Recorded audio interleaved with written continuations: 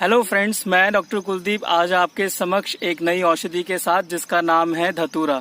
ये धतूरे का पौधा जिसको इंग्लिश में धतूरा मेटल भी बोलते हैं, शिव को बहुत ही ज्यादा प्रिय है और सावन के मौसम में इसकी महत्वता और ज्यादा बढ़ जाती है क्योंकि शिव के ऊपर इसके फूलों को अर्पित किया जाता है। तो दोस्तों जानते हैं इसके बारे में कि ये क्या औषधि है और क्या इसके इफेक्ट हैं। आयुर्वेद खजाने से फिर एक औषध लाया हूँ। धतूरा एक जहरीला पौधा पर इसके भी औषध गुण बतलाता हूँ। शिवप्रिया विषैला औषध, वैद्य बिना न करना उपयोग। शोधन कर धतूरे का, वैद्य करे उचित प्रयोग। सूजन, दर्द, बवासीर या दिल की धड़कन रहती मंद, किडनी की पथरी या सूजन या हो जाए नाड़ी मंद, एसिडिटी, पित्त की पथरी या पेट दर्द हो भोजन उपरांत, श्वास रोग, पित्त की पथरी या मूत्र करे बिस्तर पर अनजान। धतूरा एक अद्भुत औषध, हर लेता ये सारे रोग। उचित युक्ति से शोधन कर, उचित मात्रावत जो करता भोग। इस छोटी सी कविता ने बहुत ही सरल व सुंदर शब्दों में धतूरे के विशाल गुणों को संक्षिप्त में उजागर करने का प्रयास किया है। आशा करता हूँ आप सभी को ये कविता पसंद आएगी और धतूरे के बारे में मैं और भी विस्तार से चर्चा करूंगा, परंतु उससे पहले मैं आप सभी से निवेदन करता हूँ मित्रों कि इस वीडियो को अंत तक जरूर देखें और सुनें, क्योंकि आपको संपूर्ण जानकारी हेतु ये पूरी वीडियो देखना जरूरी है। और साथ ही साथ इसको लाइक करें, शेयर करें अधिक से अधिक और इस YouTube चैनल को ज़रूर सब्सक्राइब करें ताकि आपको आगे आने वाली वीडियो जो है आसानी से मिल सके। तो धतूरा जो है संस्कृत में धतुर के नाम से भी जाना जाता है और इसका और भी कई नाम जो है शास्त्रों में देखने को मिलते हैं। ये जो औषधि है ये परम दिव्य औषधि है, इसलिए इसका शास्त्रों में भी वर्णन किया गया है। शिव जी को बहुत ज़्यादा अधिक प्रिय होने के कारण इसको शिवप्रिया भी बोलते हैं और एक मादक प्रभाव होने के कारण इसको उन्मत्त भी कहा जाता है। स्वर्ण की आभा युक्त लिए हुए पीत वर्ण के बीज होने के कारण इसका नाम कनक भी रखा गया है। इसको हिंदी और गुजराती में धतूरा कहा जाता है और इंग्लिश में थॉर्न एप्पल भी कहते हैं। रस में ये कड़वा और तीखे रस का होता है, यानी कि जब आप खाएंगे तो इसका जो टेस्ट है वो तिक्त और कटु रस का आता है। और साथ ही साथ इसके जो गुण हैं वो है लघु, रूक्ष, व्यवायी और विकासी, यानी कि ये बहुत लाइट और ड्राई नेचर का होता है और बॉडी में बहुत तीव्रता से एब्जॉर्ब हो जाता है। मतलब अगर वो स्किन पे भी आप लगा रहे हो तो उसका जो प्रभाव है वो कुछ ही सेकंड्स में आपको दिखाई देगा। दोस्तों लोग कहते हैं कि आयुर्वेद में औषधियां बहुत डिलेड वर्क करती हैं, बहुत लेट वर्क करती हैं, लेकिन ये एक ऐसी औषधियों में से एक है जो कि बहुत तीव्र एक्शन आपको दिखाता है कुछ ही मिनटों के अंदर। ये उष्ण वीर्य है और मादक प्रभाव का होने के कारण थोड़ा सा नशीला भी होता है। कफ और वात के रोगों में इसका उपयोग किया जाता है, जैसा कि आपने अभी कविता में भी सुना है कि हाइपर एसिडिटी में या परिणाम शूल में, यानी कि आपके खाना खाने के बाद में अगर कोई दर्द हो रहा हो या आपके गैस्ट्रिक अल्सर्स में, और पित्त से बनी हुई अश्मरी, पित्त से बने हुए स्टोन्स और गॉल ब्लैडर स्टोन्स में इसका उपयोग होता है। हृदय की गति या फिर नाड़ी की गति अगर मंद हो जाती है तो ऐसी दशा में भी इस पौधे का उपयोग किया जाता है। किडनी के पेन में या शैया मूत्र यानी कि बेड वेटिंग का जो कंडीशन कुछ बच्चों में आता है, कभी कभी बड़ों में भी आ जाता है कि उनको पता नहीं चलता कि बेड पर वो लेटे लेटे पेशाब कर देते हैं, तो ऐसी कंडीशन में भी इसका उपयोग किया जाता है। और सबसे बेस्ट जो उपयोग इसका किया जाता है वो है श्वास रोग, क्योंकि श्वास रोग में जब इसको लिया जाता है तो ये जो ब्रोंक्यूल्स होते हैं हमारे, जो श्वास लेने की जो नलिकाएं होती हैं उनको ये विस्फारित करता है, डायलेट करता है, जिससे कि श्वास का आवागमन जो है वो प्रॉपर तरीके से हो सके। साथ ही साथ इसमें एक और रोग में जो है मैंने देखा है इसका बहुत ही अच्छा उपयोग आता है, जैसे कि हाथों में और पैरों में कुछ लोगों को बहुत ज्यादा पसीने आते हैं, जब भी देखो जूते उतारेंगे तो बहुत गीले रहेंगे, बदबू आती है, तो ऐसी कंडीशन में स्वेद को यानी कि स्वेट को रोकने के लिए इस औषधि का लेप अगर लगाया जाता है तो काफी हितकर साबित होता है। इसके जो यूजफुल पार्ट्स हैं दोस्तों वो हैं पुष्प यानी कि इसके फ्लावर्स, बीज यानी कि इसके सीड और इसके लीव्स यानी कि पत्र। तो इसका जो और जड़ भी इसकी जो है यूसेज में लाई जाती है। एक तरीके से देखा जाए तो इसका जो पंचांग है यानी कि एंटायर जो प्लांट है ये यूजफुल मेडिसिन है, मेडिसिन की तरह यूसेज में आता है। लेकिन इसको किसी भी वैद्य के परामर्श के अनुसार ही लें। वैद्य की परामर्श के बिना इसको नहीं लेना है, क्योंकि ये विषैला पौधा भी है। तो इसको वैद्य जो है शोधित करके ही अपनी चिकित्सा में यूज करता है। शोधन करने का एक विधि, एक सिंपल सा विधि है जिसको मैं बता रहा हूँ यहाँ पर। धतूरे के बीज का जो शोधन है वो एक गाय के दूध में किया जाता है। एक पात्र यानी कि दोला यंत्र जैसा कोई पात्र होता है जिसको हम गोदुग्ध उसके अंदर भरते हैं और पोटली को उसमें स्वेदन देते हैं, यानी कि ये जो गर्म दूध हो रहा होता है उसमें पोटली को लगा देते हैं। तो इससे क्या है, धीरे धीरे वो बॉइलिंग टेम्परेचर पे आता है और फिर कुछ समय बाद में जब वो अच्छे तरीके से स्वेदन उसका हो जाता है तो गर्म जल से उसको धो करके हम लोग अलग कर लेते हैं। तो ये इस तरीके से शुद्ध हो जाता है, इसका जो विषैलापन है वो दूर हो जाता है दोस्तों। औषधि की अगर हम बात करें तो आप देखेंगे आयुर्वेद में बहुत सी ऐसी औषधियां हैं जैसे कि उन्माद गजांकुश रस, कनक आसव, सूत शेखर रस, गृहिणी का पाट रस, मृत्युंजय रस, महाजोरांकुश रस, लक्ष्मी विलास रस, महालक्ष्मी विलास रस, त्रिभुवन कीर्ति रस। ये कुछ ऐसी औषधियां हैं जिसके अंदर धतूरे का उपयोग जो है हम लोगों ने किया हुआ है।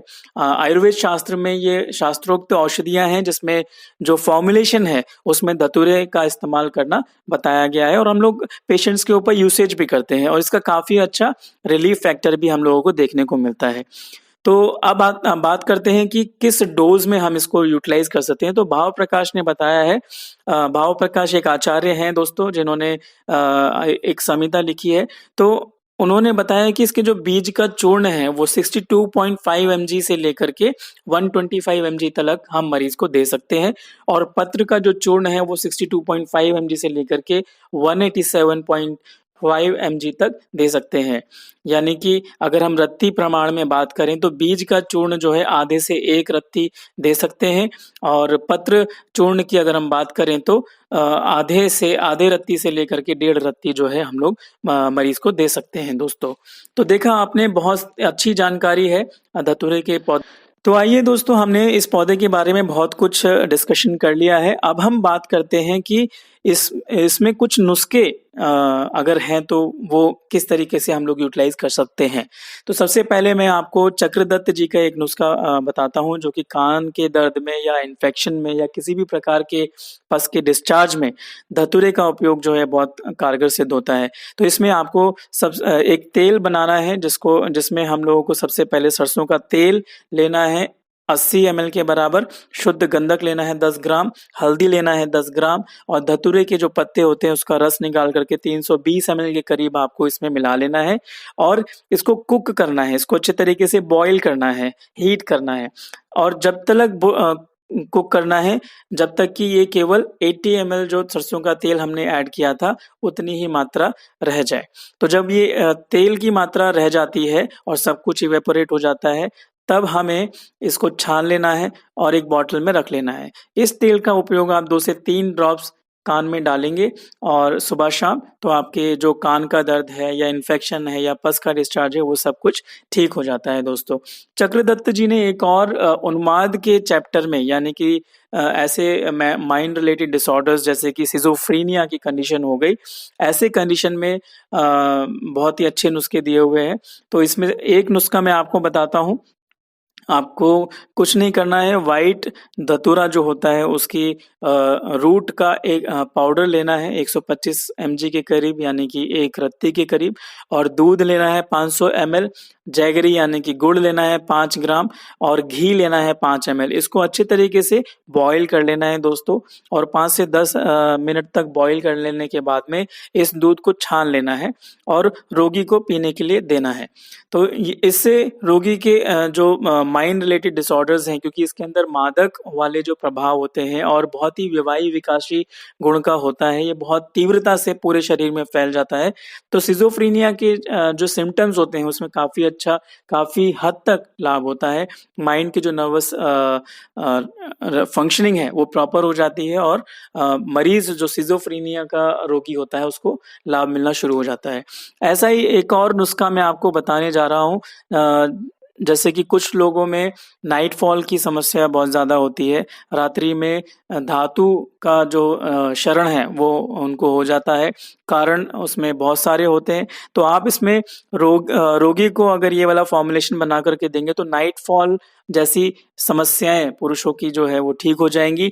इसमें आपको कुछ नहीं करना है। धतूरा का जो बीज होता है, शोधित धतूरे का जो बीज है, उसका 30 mg की मात्रा में पाउडर लेना है और सफ़ेद जीरा जो होता है वो 30 mg की मात्रा में पाउडर लेना है।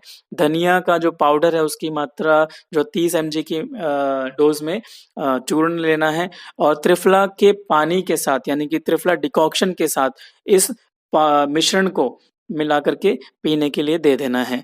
ये दिन में एक बारी भी देंगे तो इसका उपयोग करने से मरीज को जो है लाभ होना शुरू हो जाता है दोस्तों। एक और रोग की चर्चा मैंने की थी। मैंने कहा था कि स्वेटिंग को रोकने के लिए ये बहुत अच्छे तरीके से उपयोग में आता है। तो जैसे कि किसी को हाथों में पसीना आना या पैरों में पसीना आना, ऐसी कंडीशंस में बहुत ज़्यादा दिक्कत होती है और कई बार तो वो हाथ मिलाते हैं तो दूसरा जो फ्रेंड होता है वो उनसे इसीलिए भाग रहा होता है, हाथ मिलाने से बच रहा होता है क्योंकि उनके हाथ हर समय गीले होते हैं। तो ऐसी कंडीशन में पेशेंट को बहुत हीन भावना होती है। तो एक्सेसिव स्वेटिंग जिनको होती है उनके लिए भी एक नुस्खा है। धतूरे का बीज ले लें और उसको अच्छे तरीके से शोधन करने के बाद में जला लें। तो जला लेने के बाद में वो एक भस्म की तरह हो जाएगा और इस भस्म की मात्रा 1 ग्राम के करीब पेशेंट को जो है लेना है और केवल 7 दिन ही लेना है, ज़्यादा नहीं लेना, दिन में 1 ही बार लेना है। ऐसा करने से जो पसीने निकलते हैं हाथों में, पैरों में या पूरे शरीर में बहुत ज़्यादा, वो जो है रुक जाता है और मरीज़ को काफ़ी। तो देखा दोस्तों आपने कितने सारे महत्वपूर्ण और औषधीय गुण जो है इस धतूरे पौधे के अंदर हैं। हम लोगों ने पूरी वीडियो में चर्चा की है और काफ़ी अच्छा प्रभाव इसका जो है तन और मन दोनों पर पड़ता है।